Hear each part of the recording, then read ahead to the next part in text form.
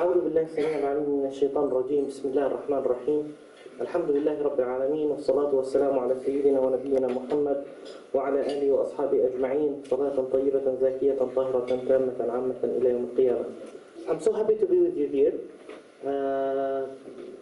Subhanallah al-Azim.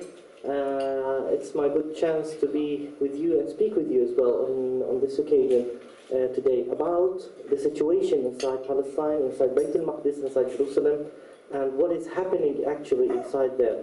We are living now in Malaysia, and that's about 1,500 kilometers away from Palestine. However, I am really thrilled and happy, and I cannot express my happiness to see such people coming in Kuala Lumpur, here in Malaysia, trying to know what is happening in Palestine. This means that you understand that that land is not for the Palestinians, and that land is not for the people of Jerusalem, of Bayt al-Maqdis. That land is yours, personally. I'm talking personally to each one of you. And we found that this year, 2010, is going to be one of the most important years that happened throughout the struggle since 62 years, since the beginning of the Nakba, of the catastrophe of Palestine, until today. 2010 is going to be, actually it is being now, one of the main hotspots and main milestones during the whole struggle against the occupation of Palestine. For the first time in history, in the modern history, for the first time in the history of the struggle between the Palestinians or the people of that land and the Israeli occupation, Al-Aqsa Mosque was for the first time closed in the faces of Muslims and opened only for the Jews. This happened a month ago, in March, when Israel declared the opening of the opening ceremony of one of the new synagogues there in Jerusalem, called Bayt al-Kharab, Khurba synagogue. Means, by the way, Kharab means destruction. It is called the synagogue of destruction. They built it next to Al-Aqsa Mosque, about 200 meters away from Al-Aqsa Mosque, and on that day where they opened it, on the 16th of March, just last March, thousands of Israeli settlers declared that on this day they must enter Al-Aqsa Mosque and Masjid al Aqsa and put the milestone, the foundation stone of what they call the so-called the third temple, the third Jewish temple.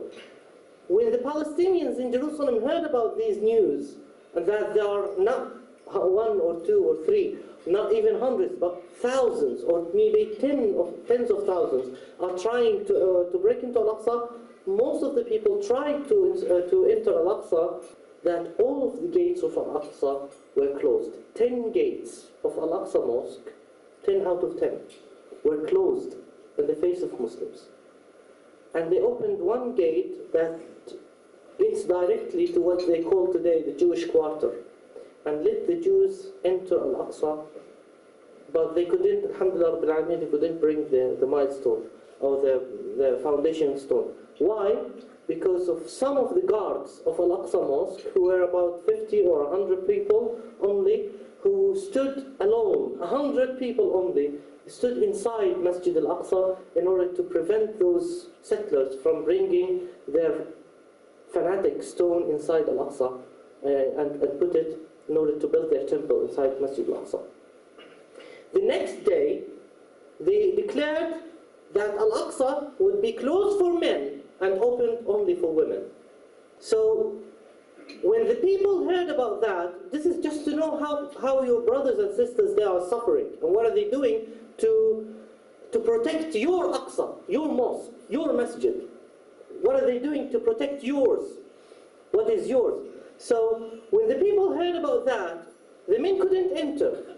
So 5,000 women came from all over Jerusalem and entered Al-Aqsa.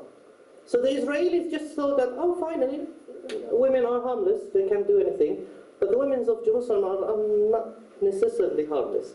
So they attacked one of the policemen, and they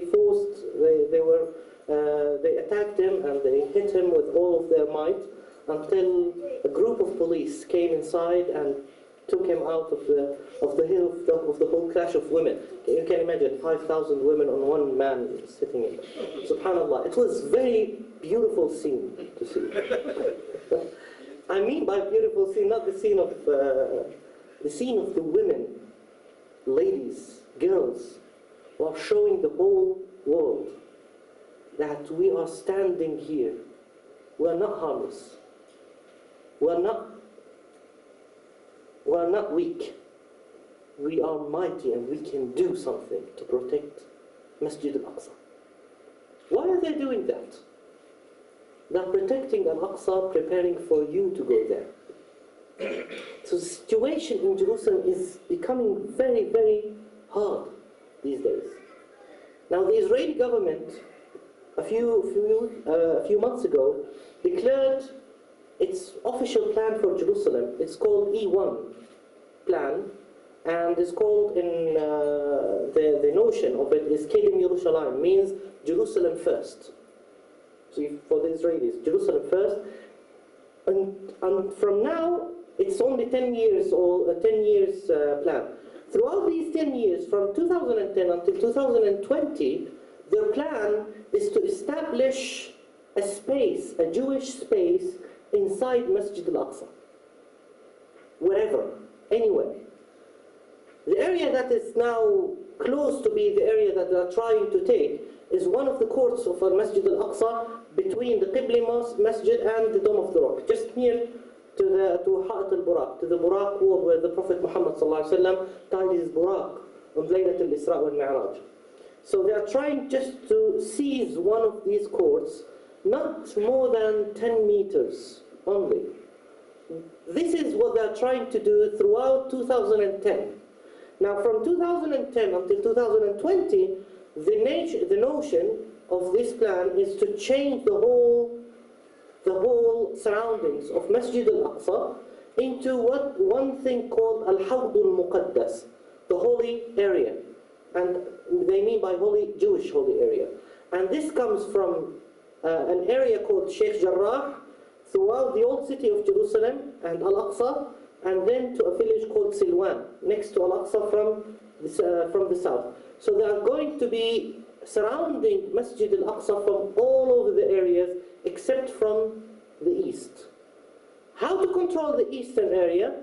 They built a settlement on the eastern side of Masjid al-Aqsa. This settlement was built by one person only.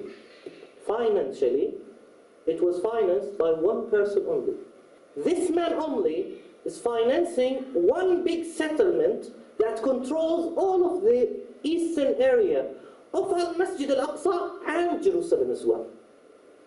So he blocked all of the area. If this is the case, this means that Masjid al Aqsa itself will be surrounded by Israeli settlers everywhere, from all over the world, coming and surrounding Masjid al Aqsa al-Mubarak, and this will let Muslims not be able to enter. Now the second part is the demographic part, and that is very important. You must know, and this is happy news for you, that the demographic war between your brothers and sisters, Palestinians in Jerusalem, and the Israelis is winning. We are winning there.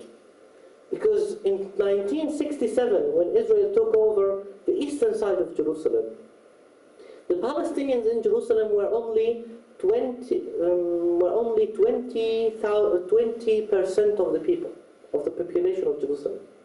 Today, after 43 years,